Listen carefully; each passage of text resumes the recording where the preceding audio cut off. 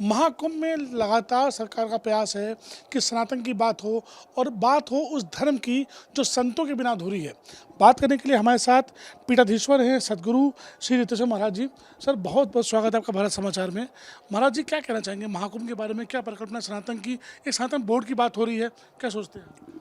देखिए, महाकुंभ बहुत पहले से चला आ रहा है।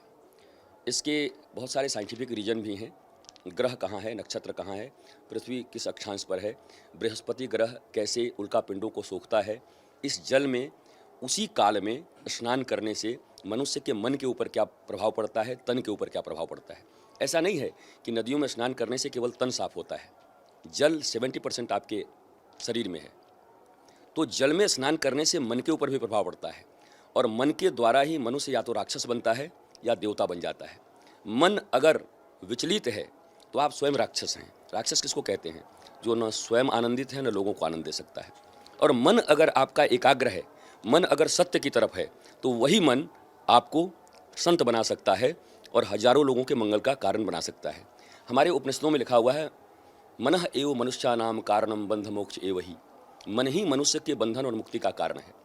तो इस मन का प्रभाव इस महाकुंभ में सार्थक पड़े, पॉजिटिव हो, लोगों के मन आध्यात्म की ओर, सत्य की ओर, आनंद की ओर, प्रेम की ओर, तनाव से दूर जाए, इसके लिए यह आध्यात्मिक महामेला का आयोजन होता है। यह पूरी तरीके से सत्य की खोज के लिए है। यह मनुष्य को आध्यात्मिक बनाने के लिए है। भौतिक जगत में बहुत विकास हो गया। आपसे बहुत बड़े बड़े देश हैं, वो एजुकेशन में बड़े हैं आपसे, उनकी इकोनॉमी अच्छी है। जर्मनी आपसे बहुत अच्छा है, इकोनॉमी उनकी बहुत अच्छी है, टेक्नोलॉजी उनके पास है। पर जर्मनी के 14 विश्वविद्यालय में आज संस्कृत अनिवार्य कर दिए गए। भारत अभी भी देख रहा है, जहाँ से संस्कृत का उदय हुआ वहाँ संस्कृत पढ़ने पर कोई प्रोत्साहन नहीं है, बल्कि पोंगा पंडित कह दिया जाता है। ये सब पाखंडी लोग आ गए। और जर्मनी, कोई भी जर्मन टेक्नोलॉजी में इतना ऊपर है और वो संस्कृत के सत्य को डिकोड कर रहा है, क्योंकि उसको पता है कि मैं नए नए इन्वेंशन इन्हीं वेदों से कर पाऊंगा, संस्कृत कर पाऊंगा। तो आपको यूथ को बताना पड़ेगा कि धर्म अलग नहीं है और विज्ञान अलग नहीं है। आज सबसे बड़ी जो चिंता का विषय है ये है कि हमारे यूथ्स को मैकोले की शिक्षा व्यवस्था के कारण, मैकोले ने यह कहा था कि भारत शरीर से आज़ाद हो जाएगा पर मानसिक रूप से गुलाम रहेगा, देसी मुर्गी विलायती बोल बोलता रहेगा।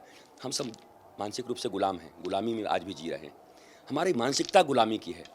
हम अपने प्राचीन संस्कृति, जो हमारे लिए श्रेष्ठ था, जो हमारे लिए उन्नति का कारण था, जो 16 संस्कार हमारी विद्या में थे, 64 कलाओं के हम मालिक थे, उन्हीं कलाओं में इन्वेंशन थे, उन्हीं कलाओं में टेक्नोलॉजी थी, उन्हीं कलाओं में विज्ञान था। हम उसको मानने से इनकार कर रहे हैं। अब इसमें बच्चों का भी दोष नहीं है, युवाओं का भी दोष नहीं है। आपने बचपन से जो पढ़ा है आप वैसे ही तो बनेंगे। तो यहाँ की शिक्षा नीति अगर मैकोले की है तो बच्चों को क्या दोष दें, युवाओं को? महाराज जी, सनातन बोर्ड की बात चल रही है, कितना समर्थन करते हैं और क्या फर्क मानते हैं इसमें? ये तो एक ऐसा सवाल है कि अगर मैं सनातन बोर्ड का समर्थन करूं तो वो जो सनातन बोर्ड की मांग कर रहे हैं, मैं उनके पक्ष में हूं कि नहीं हूं। यहाँ कोई किसी व्यक्ति के पक्ष और विपक्ष में नहीं होता। संत का काम है या सत्यनिष्ठ व्यक्ति का काम है कि आध्यात्म के पक्ष में कौन है और आध्यात्म के पक्ष में कौन नहीं है।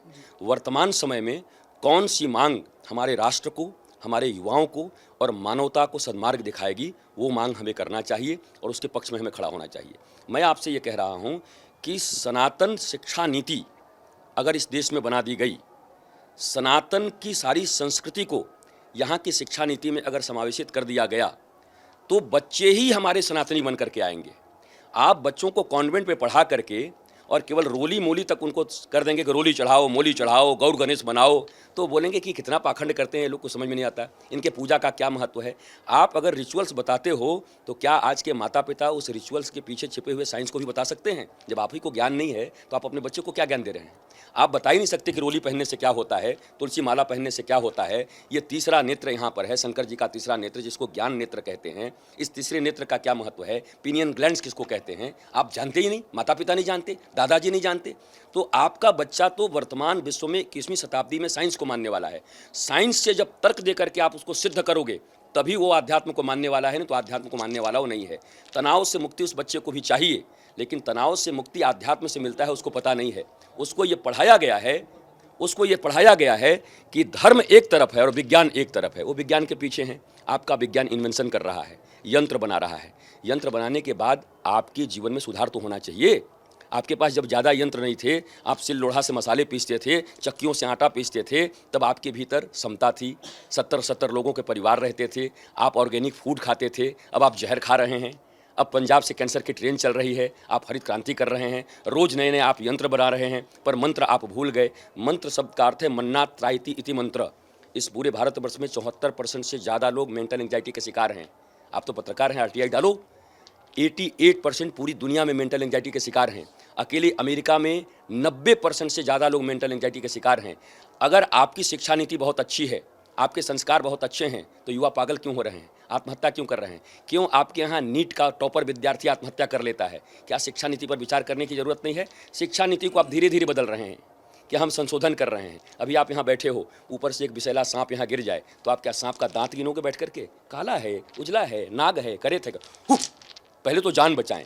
तो जब आप जान गए कि अंग्रेजों ने शिक्षा नीति इसीलिए बनाई थी कि हम गुलाम रहें, तो उस शिक्षा नीति को एक दिन में ध्वस्त करके अपनी सनातन शिक्षा पद्धति को लागू आप क्यों नहीं करते?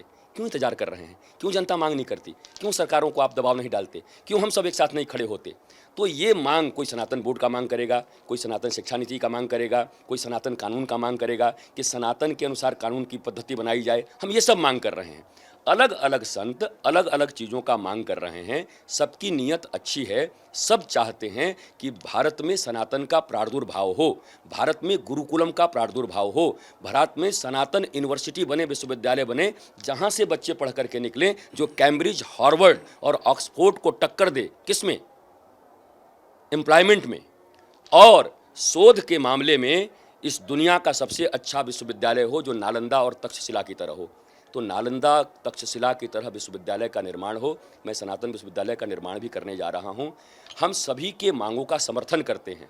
आपको तय करना पड़ेगा, आपके जेब में 100 रुपये हैं, उस 100 रुपये में से अभी आप औषधि खरीदना चाहते हैं कि सिगरेट पीना चाहते हैं कि कहीं जाके सिनेमा देखना चाहते हैं? प्रायोरिटी तो तय करनी पड़ेगी ना। तो संतों को बैठ करके, राजनीतिज्ञों को बैठ करके, भारत की जनता को बैठ करके प्रायोरिटी तय करना पड़ेगा कि आपकी ज़रूरत कॉमन सिविल कोड है या सनातन बोर्ड है। संक्षेप में प्रश्न हो रहे महाराज जी, IITian बाबा, कुछ संत साधु महात्मा बाबा काफ़ी विरोध कर रहे हैं, कह रहे पाखंडी है, ढोंगी है, उसे किल मीडिया हीरो बना रही है। क्या कहेंगे इस बारे में? देखिए, संक्षेप में बता दे रहा हूँ। बाबा शब्द सनातनी है क्या? बाबा था कभी शास्त्र में आपके? साधु, संत, ऋषि, महर्षि, ब्रह्मर्षि, देवर्षि, गुरु, सदगुरु, साधक, सिद्ध, सुजान, भक्त, बाबा कब थे? ये बाबागिरी पर रोक कब लगेगी? जब बाबा शब्द ही नहीं है तो बाबा शब्द भारत में इतना क्यों प्रचलित है? जिसको देखो वही बाबा, माला पहने वो बाबा, कपड़ा पहने वो बाबा, कुछ बोल दे वो बाबा। उनको ये कहा जा सकता है कि एक IIT का विद्यार्थी IIT पढ़ के जो फिजिक्स में उन्होंने सीखा, मेटाफिजिक्स को सीखा, उसको सनातन से रिलेट करने का प्रयत्न कर रहे हैं। इसके लिए उनका समर्थन होना चाहिए कि IIT का विद्यार्थी मेटाफिजिक्स को सनातन के साथ जोड़ रहा है। जो लोग विज्ञान के नाम पर धर्म छोड़ रहे थे वो खड़े हो रहे हैं कि हाँ, मेटाफिजिक्स यानी कि सनातन में है हमारे यहाँ। इसके लिए उनकी सराहना होनी चाहिए। आप किसी व्यक्ति का विरोध किसी एक दुर्गुण के कारण नहीं कर सकते। और एक अंतिम बात कह के विश्राम दे देता हूँ। एक ऐसे डॉक्टर हैं जिनका सक्सेस रेट 100% है किडनी के मामले में, पर वो शराब पीते हैं। और एक ऐसे डॉक्टर हैं जो सात्विक हैं, तिलक लगाते हैं, पर सक्सेस रेट 30% है। आपके पिताजी की किडनी खराब होगी तो कहाँ जाओगे? किसके पास? 100% वाले के पास, 30% वाले के पास। क्यों? वो तो शराब पीता है, क्यों जाओगे? तब आप उनके निजी जीवन को नहीं देखोगे। वो सिगरेट पिए या शराब पिए, वो जो डॉक्टर हैं किडनी को ठीक कर देने में, उस विज्ञान में उन्होंने महारत हासिल किया है। इसलिए आप जाएंगे अपने प्राणों को बचाने के लिए उनके पास। निजी जीवन पर ज़्यादा आक्षेप न करें हम लोग। निजी जीवन जिसका जैसा है रहने दीजिए। उनके पिता माता के साथ क्या हुआ वो उनका व्यक्तिगत बात है। आप विरोध में नहीं होंगे? मैं बिल्कुल विरोध में नहीं हूँ। क्यों विरोध में रहूँगा?